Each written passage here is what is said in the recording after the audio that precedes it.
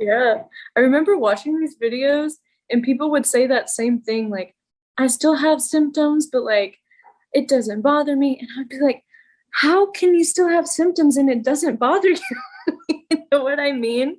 But as you go through the journey, I guess, like my symptoms before I joined the program were way more intense.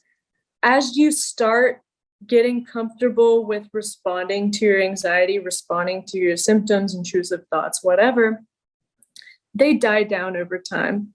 So like when I say I have symptoms every day, I really do, but they're like low to moderate symptoms. And when they're low to moderate, they're easier to respond to, you know? And Right. there's things I still have high symptoms too, but they're fleeting and last less than an hour, honestly. Awesome. Hello, everyone. Welcome to Sean's YouTube channel. It's Kaylee here again, and I have with me as a very special guest, I have Maya. Maya, someone very special, someone that I always say this, but like I always remember people's first calls. I don't know what it is. Like, well, I know what it is, but I always remember like my welcome address, or when people first come on, they have a certain kind of like energy, or like, it's a new program. And then I'm always so impressed by like the growth and development over the time spent in the program. And even talking to you just before, as we'll get to this interview, like talking to you, just seeing the growth is always just like, it makes me happy to see people being able to get through this, because you can. But yeah, so we have Maya here today, and Maya was in the mentorship, and we'll just go through the questions. So let's begin. So the first question is, how did this all start for you? Where did anxiety start? Yeah, so I feel like I've always kind of like people around me have always known that I was like a little bit of an anxious person, especially my family. They could see those like tendencies in me. So that's kind of been like a lifelong, like general thing. But as far as like talking about getting into the cycle, I'd say around this time last year, there were some like general life stressors. There was some family related issues going on.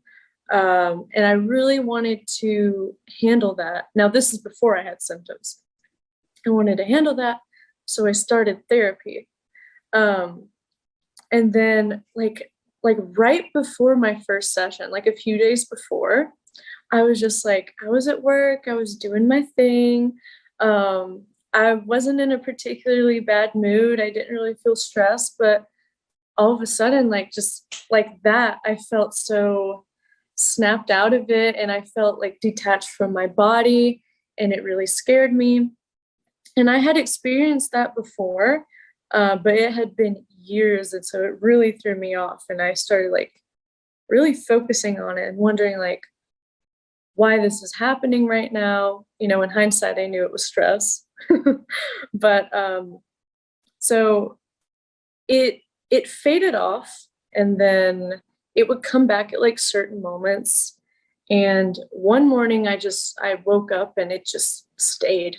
And that was like my first appointment with my therapist. And so that day I was really like trying to figure out like why I feel this way type thing. And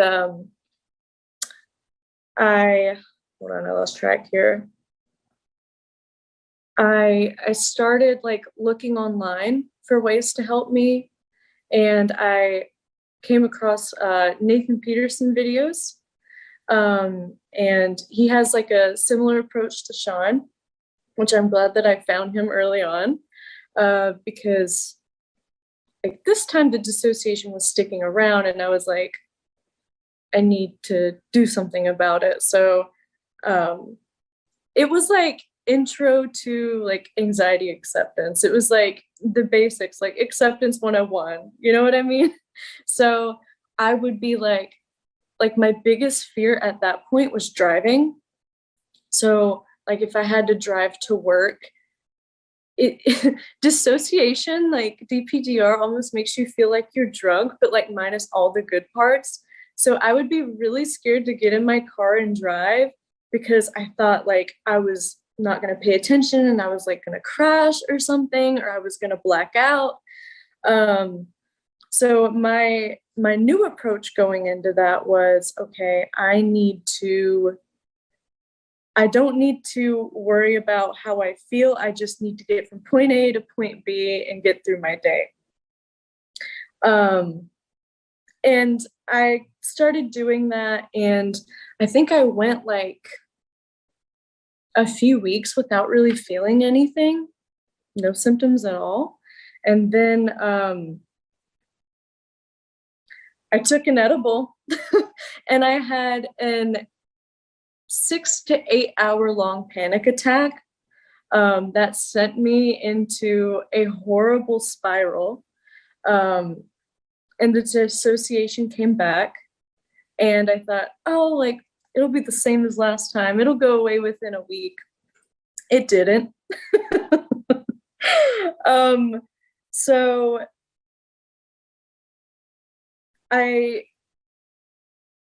that is probably when my sensitization started. I think like everything that I said before was the buildup, but that was when I got sensitized, because it was like, honestly, like it was a traumatic experience. I didn't know what was happening to me. It was really scary. It's funny because you combine kind of like the two biggest ways you see people fall in. One is like through just like stress and not managing stress properly and having some sort of like incident that triggers it. And the other is marijuana or other drugs. A number of people that come in like thinking that the weed or whatever broke their brain or whatever narrative it is, like we get it quite a bit. And it's always a very like a similar story where, you know, people say like, yeah, as a kid, like, you know, I had anxiety. And I remember I had that same thought too, or like as a kid, like, yeah, I was definitely more on like the anxious type A kind of high strung kind of part of the spectrum. And when I first fell in, I thought, well, okay, this is just who I am. Like, I'm just an anxious person. Right. And we kind of had that narrative. But now that, you know, I've gone through this and I'm working with people with anxiety and I'm learning about it, it's not actually anything to do with like who you are inherently. It's all learned behaviors and the ways in which we go about life. And, you know, like you said in your story, it's like, yeah, like I always had this, but it didn't really cause any problems until, you know, I had this stressful moment and then, okay, it came on, then went away. And then you had the edible experience. And then, you know, then it becomes, okay, now you're stuck. And I'm sure too, and now that you've been in the program, you can reflect back on it. When you had that edible and you started experiencing the DPDR, you were not responding well to it, right? Which kept the on switch on. Oh, yeah. Right. And it's just all it is that, you know, as human beings, our body, it can handle like stress every day, like, you know, varying degrees of it.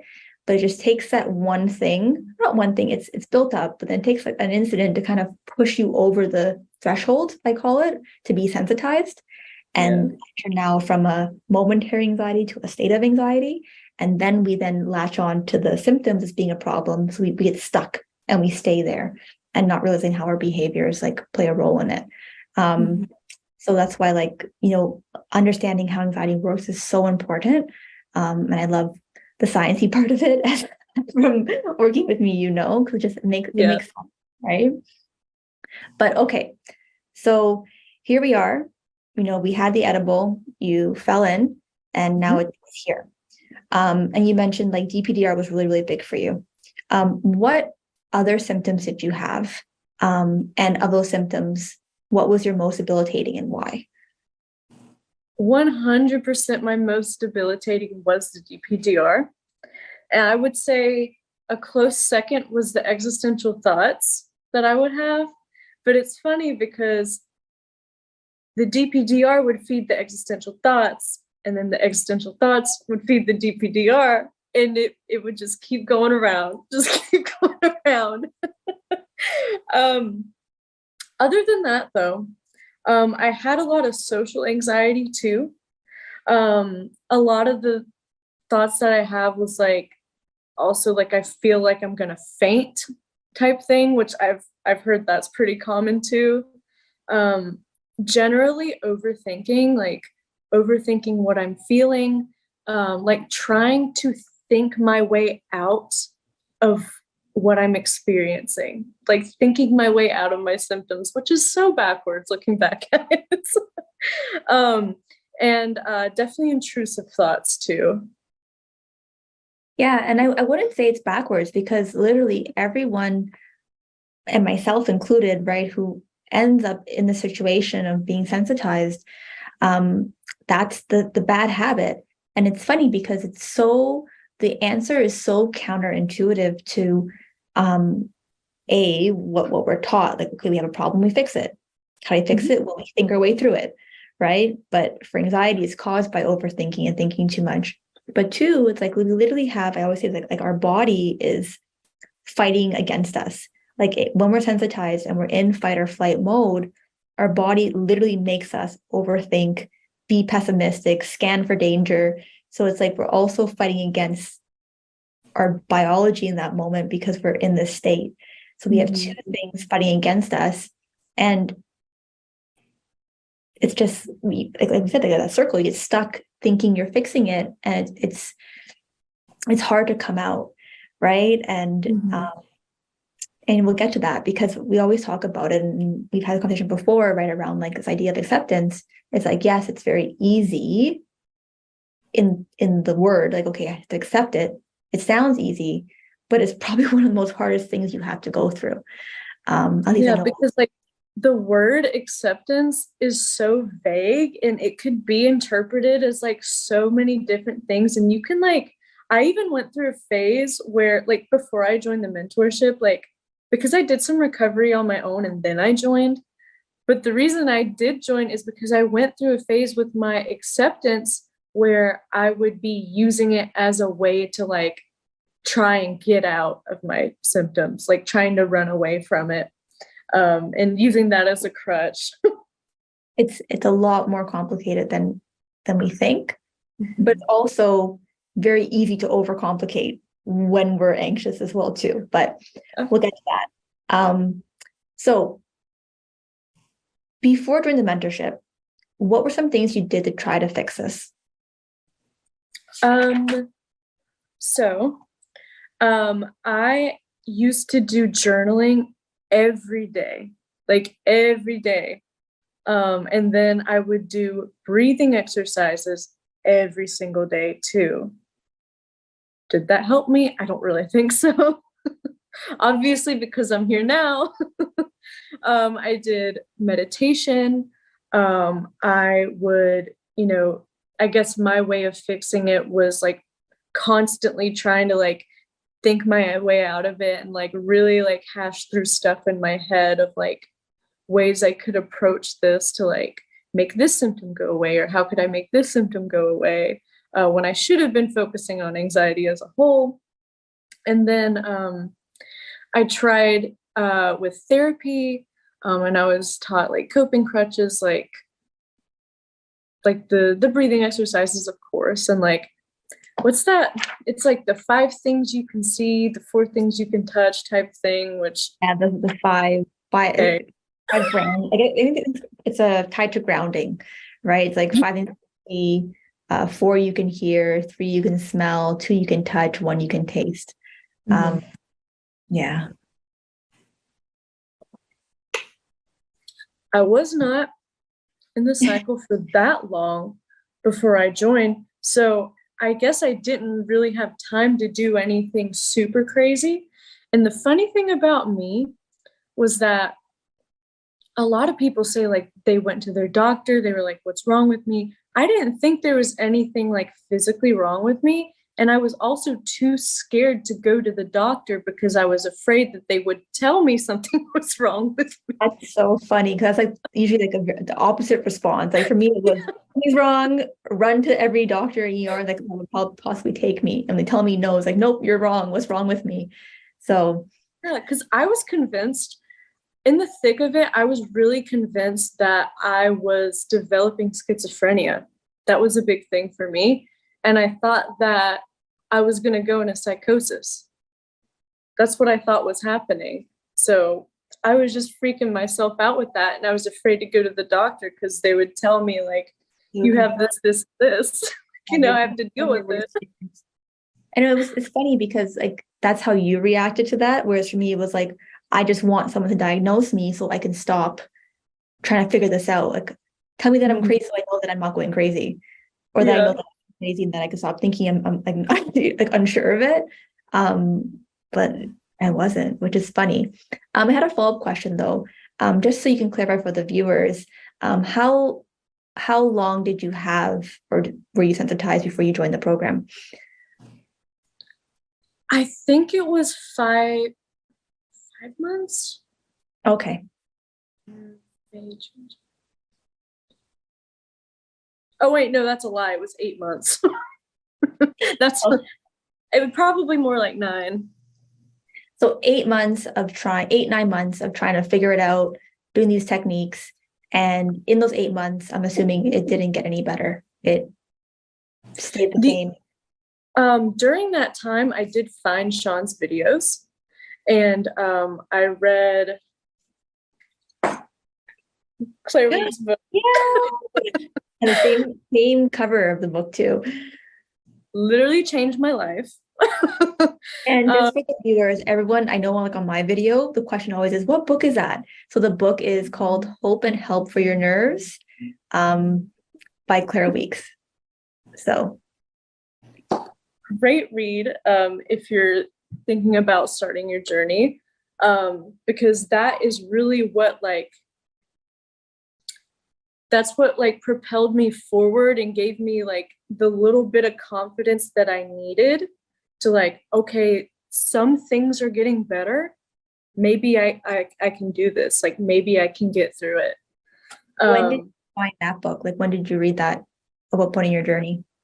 So I fell in the cycle in May of last year. And then I found this book like late August, early September. So like 4 or 5 months of pretty much suffering every day until I found this book and Sean's channel, of course, and really helped me like give me the confidence to like move forward with the journey.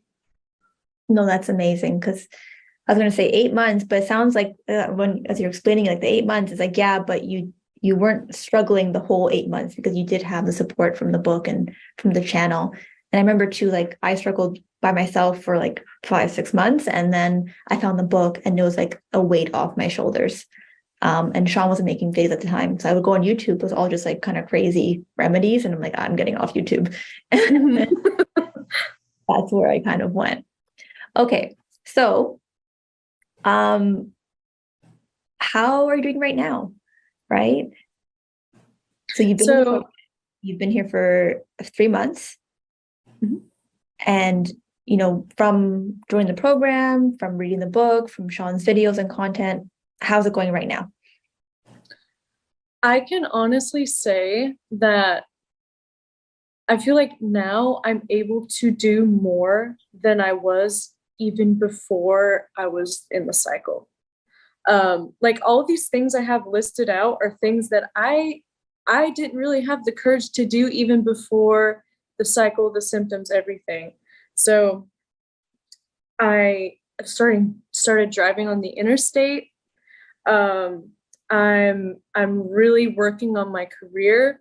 I want to be a makeup artist, so like I just started doing like freelance stuff, and it's all really exciting. To trying to be a little entrepreneurial there. I started going to the gym regularly, which I was able to do before, but not with the right mindset. I feel like now I understand like discipline and motivation and stuff like that, and it's really helped me be consistent with that side project, and just generally meeting more people and like being a lot more social, which was a struggle for me even before the program because of like social anxiety and stuff like that.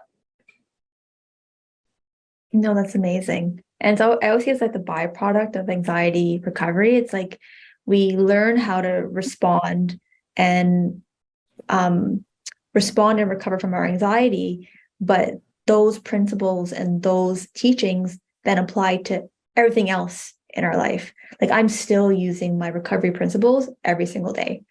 Oh yeah. And Same. it's so amazing, right? And also it lends itself to self-development because once you realize, oh my God, like look at what I was doing before, look at how I could improve, look at the power I have, and that I'm not this victim to my mind and how I feel. It's just thoughts, just feelings, right? Oh, I'm able to do so much more. Um, it's amazing. And like for you, like you asked such good questions in the program, you picked it up, right? And you're seeing that. So it's amazing. Um, so tell us about the program. What was your experience in the program? so my experience in the program was really great. I think a lot of your success in the program comes from you. So I was really consistent. I made sure that because I only did the 3 month, right? I made sure that I was logging in every day. I made sure that I was joining those calls once or twice a week. um, and even on days where like I'm at work or I'm busy or something, I at least like go in the community forums and like check in on people and like write a comment or like write a post or something.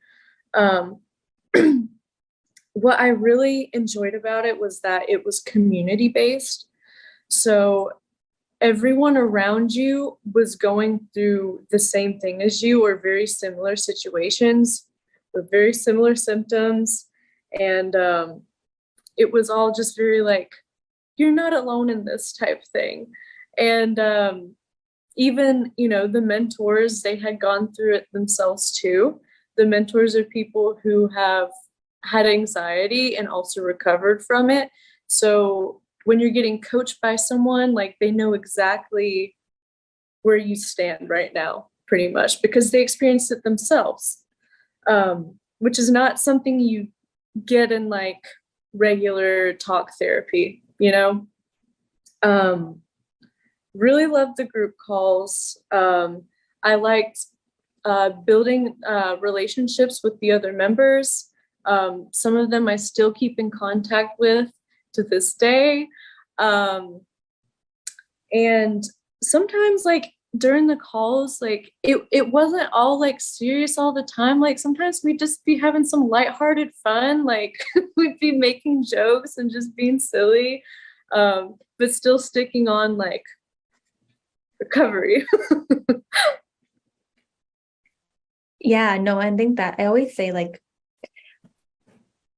I didn't have that when I went through my journey, right? I had Claire Week's book and a therapist eventually who, luckily enough, I had to search and search and search and find someone who had gone through anxiety themselves, because that's key, as you pointed out. Like, 'cause everyone has anxiety, anxiety.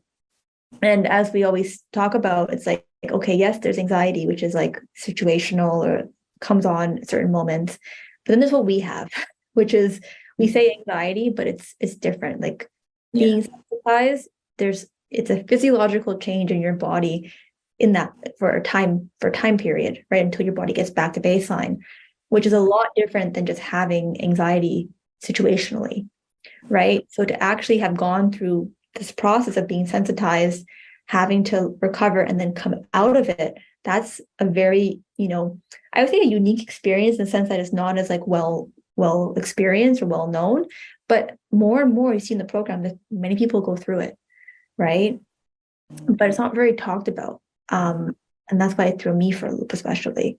But I always say like having like me not having a community, I think slowed me down so much in my own journey because I always had the anxiety in the back of my mind saying, you're unique, you're alone. And I really had to like have blind faith, right? Like faith is important in general in the recovery journey, but like having a community to really helps with that faith than just like having to trust yourself in a way, right? So it's important, and I'm glad that you found benefit from that. Um, And just the knowledge and the learning and being able to pick that up and then apply it, right? Not only to your anxiety, which you're doing a lot better with, but just to life and being able to do things beyond what you thought you were able to do. So it's really awesome.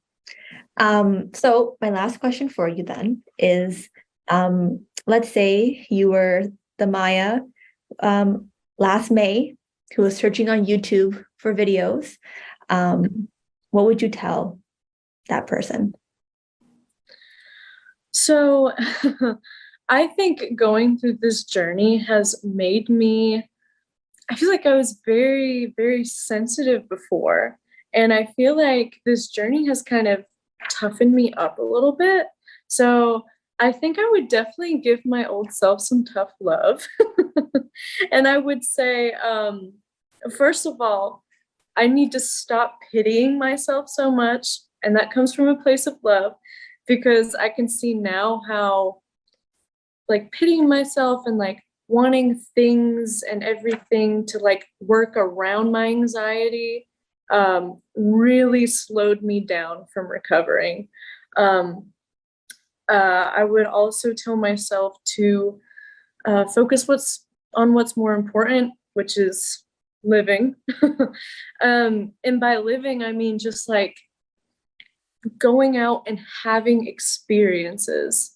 Even before the journey, it was like I was really like a homebody. Like I still kind of am, but because that's just my nature, but really just stayed inside. Like I didn't want to have to like go out and like deal with people, the social anxiety thing. So I would probably tell myself to have more actual experiences than just sitting inside and like being on your phone or something. um, that being said, it is very important to be patient with yourself because you are on a healing journey. Your body is in the process of healing in the background while you're making growth in the present. Be kind to yourself because you are going to have setbacks. You're going to have times where you want to give up. And you may, I always say, don't start tomorrow, start today, with bettering yourself and just moving forward. And just also trusting yourself too is a big thing. Like even now, like when I have symptoms, this one is something that I have to work on, like trusting myself through the process. Like even though it doesn't feel that great right now, I'm doing for myself what's better in the long run. I also I found a little quote here that I wanted to say from Claire Week's book. She says, "The experience you gain from your present suffering could be your staff in the years to come." And I think that was one of the last sentences. And when I first read that, I like instantly burst into tears because it just like meant so much to me, because I just thought about where I could be in like the next few months to a year, however long it takes. And like, I remember just wishing that I could be there now in the moment. You bring up like a really, really good point. And I love that you mentioned that because, I see people who watch these success stories and they leave comments, and I've heard like feedback before that people want to hear from people who are like fully symptom free, right? And we often interview people who have gone through the mentorship and not just gone through it, but have gone through it and have got it, right? Because in my own journey, looking back, because yes, now I am symptom free, but I wouldn't say the moment I recovered was when I was symptom free. The moment I recovered was when I understood everything. I was able to accept everything, and I was able to make my life a bigger priority. That's when I recovered. Because from that moment, like symptoms will go away. like as long as you have that mindset and you got it and you're able to implement that and just live, symptoms will go away. just a matter of time and patience, right? Our body takes time to heal. That's how it works, unfortunately. And if you're watching this video, I know you're probably thinking, but I just want my life back. I just want to feel good again. I don't want to feel like this anymore. And that's always people's, I guess, like instinctual, okay, I want that. And fair, we all want that. I get that. But if you're so focused on that end goal and not focused on what you're working on right now to get to a better place and how to respond on the daily, how to live your life and get to that mindset piece that Maya is talking about, that Maya has mastered, that she's, doing better, that recovery part is not going to come, or it's going to take a very long time because you're still, engaging with the anxiety in ways that keeps it alive.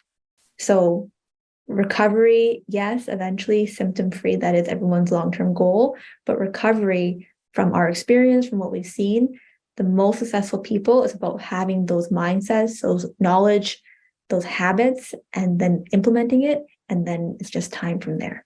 So, you really good insight because it's true. Yeah, and they will go away. Like if you keep doing what you're doing, Maya, it's just a matter of time. That's the only thing between you and me. It's just time. I'm just ahead of you a little bit, right? And that's why, like we always say, don't make recovery, like being symptom free, your main focus in the moment. Make the mindset and make the habits and make the behaviors, because once you get to where Maya is and you have that, it's just time.